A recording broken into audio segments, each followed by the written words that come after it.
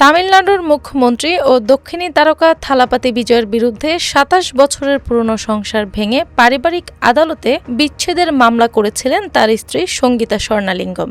India টিভির তথ্য মতে ফেব্রুয়ারি মাসে চেঙ্গলপট্টু আদালতে জমা দেওয়া অভিযোগে সঙ্গীতা বিজয়ের বিরুদ্ধে এক অভিনেত্রীর সঙ্গে পরক্রিয়ার মূল অভিযোগ আনেন। সঙ্গীতা জানান যে ২০২১ সালে তিনি বিজয়ের ওই পরক্রিয়ার কথা জানতে পারেন এবং বিজয়ের সম্পর্ক ইতি টানার অঙ্গীকার করলেও পরবর্তীতে তা গোপনে চালিয়ে যান।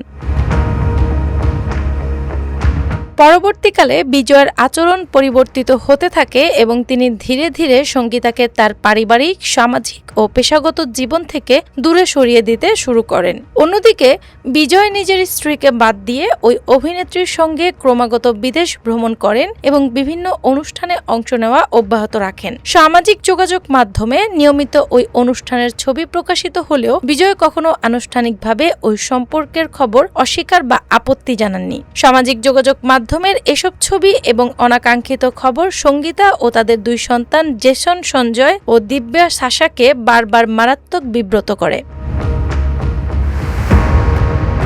বিজয় ও তার চারপাশে গড়ে ওঠা নানা বিতর্ক সঙ্গীতাকে ক্রমাগত তীব্র মানসিক যন্ত্রণা, তীব্র অপমান ও গভীর আবেগগত কষ্ট দিয়েছিল। এসব অনাকাঙ্ক্ষিত আচরণের কারণে তাদের দীর্ঘদিনের দাম্পত্য সম্পর্ক সম্পূর্ণ ভেঙে পড়ে কেবল কাগজে কলমে টিকেছিল বলে পিটিশনে দাবি করা হয়।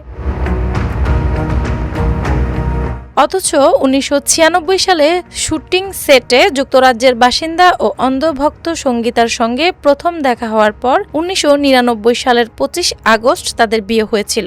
সম্প্রতি চেন্নাইয়ের নিকটবর্তী চেঙ্গলপট্টু পারিবারিক আদালত থেকে সঙ্গীতা নিজ থেকেই বিচ্ছেদের এই আইনি আবেদনটি আনুষ্ঠানিকভাবে প্রত্যাহার করেছিলেন। সঙ্গীতার আবেদন প্রত্যাহারের পর চেঙ্গলপট্টু জেলা আদালত অত্যন্ত আলোচিত ও বহুল চর্চিত এই পারিবারিক মামলাটির নিষ্পত্তি ঘোষণা করেছেন।